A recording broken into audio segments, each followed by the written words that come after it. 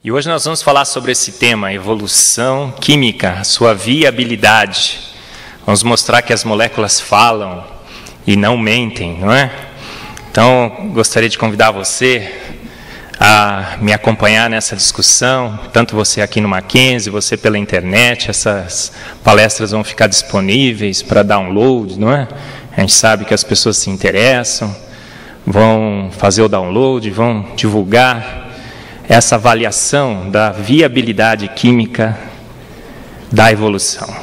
Bom, por que falar da evolução química? Porque a evolução, na realidade, ela tem três grandes etapas, não é? Na evolução, nós temos três grandes etapas, três grandes elos. Ela se divide em três. Primeiro, nós temos a evolução cosmológica, não é? Como dessa explosão inicial do Big Bang, nós pudemos chegar a um planeta com as condições ideais para sustentar a vida. Então, esse é o primeiro passo. O segundo passo é como, através de moléculas inanimadas, pequenas moléculas, nós conseguimos chegar nessa entidade que nós conhecemos como Luca. Eu vou me permitir aqui, não é? Você vai me permitir também chamá-la de Luquinha, não é? A primeira espécie, a primeira forma de vida. Então, essa é a evolução química, não é? Evolução cósmica, evolução química. E a partir desse Luca, aí sim nós temos a evolução biológica ou bioquímica, não é? A partir do Luca, nós chegamos nessas formas maravilhosas, lindas, né? De vida. Isso aqui é minha filha, Nina, não é? Está ali. Então, nós temos que, no modelo, na estrutura da evolução, encontrarmos explicações tanto para a evolução cósmica, química e bioquímica. E a química, a evolução química, você percebe, ela está no centro, não é? É o meio desse processo. Então, se nós não explicarmos muito bem, né, essa evolução, o elo se rompe, não é? Se rompe bem ao meio, ele se parte ao meio. Então, nós temos, nesse modelo, temos a obrigação de encontrar uma boa explicação para a evolução química. Bom, por que nós temos que falar sobre a viabilidade da evolução química? Porque a vida, como nós vimos nesse simpósio, né, vários palestrantes comentaram sobre isso, ela faz parte das ciências históricas, ela é tratada pelas ciências históricas, não é? E o que nós estamos procurando dentro dessa investigação? Uma causa, não é? Para a vida, uma causa conhecida, necessária e suficiente. Então, essa causa tem que ser viável. Por isso que nós vamos falar da viabilidade da evolução química.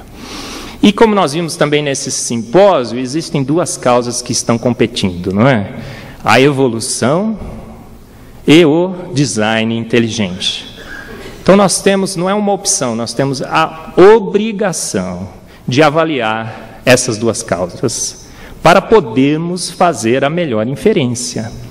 Então, a gente tem que fazer uma avaliação detalhada, exaustiva, equilibrada das viabilidades dos concorrentes.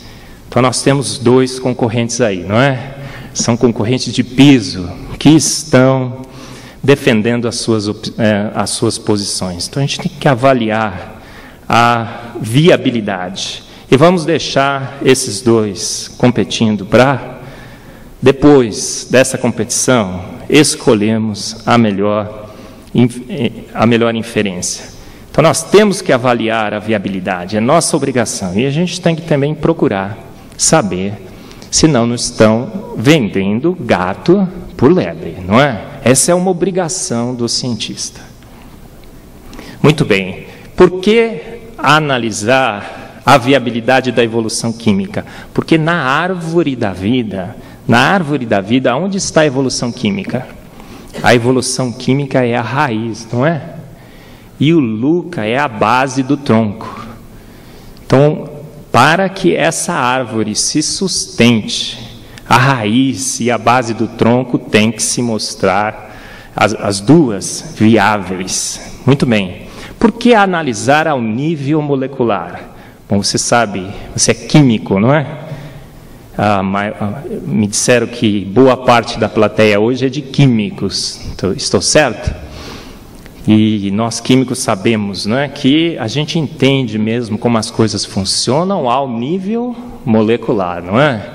As moléculas que regem esse universo, não são? Tudo é química, não é? E quando nós entendemos como os processos ocorrem ao nível molecular, a gente tem um entendimento completo, pleno, não é?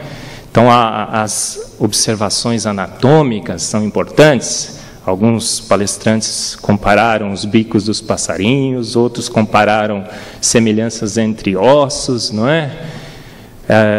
Desenvolvimento de alguns órgãos, mas quando a gente quer entender realmente como a vida funciona, a gente tem que procurar nas moléculas as respostas. E por que analisar ao nível molecular? Porque as moléculas apresentam na sua constituição informações essenciais. As moléculas são a caixa preta da vida, não é?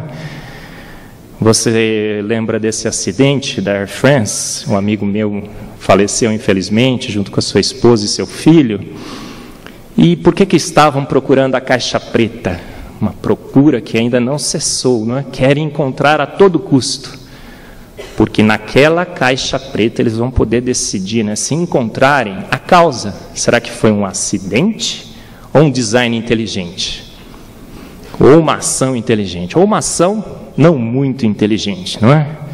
Então, se temos a caixa preta, temos as informações, e as moléculas nos dão as informações, são as caixas pretas da vida, não é? Então, quando olhamos o DNA, nós vimos bastante isso nesse simpósio, quando olhamos as proteínas, e se somos capazes de interpretar essas informações como químicos, não é? Nós escutamos nelas os ecos moleculares que revelam os segredos da nossa existência. Muito bem. Então, se temos um processo, uma evolução química, o que é que temos que explicar, não é? Como é que é o Luquinha? Como é que será que esse primeiro ser estava constituído ao nível molecular? Então, alguns falam, é uma forma rudimentar de vida. Mas será que, como cientistas, a gente ouviu também nesse simpósio, que ciência é uma arte de quantificar, medir, não é? Determinar valores. Será que nós podemos hoje, com o conhecimento adquirido, fazer uma análise química quali e quanti do Luquinha? Análise quantitativa, qualitativa, do ponto de vista molecular do Luca?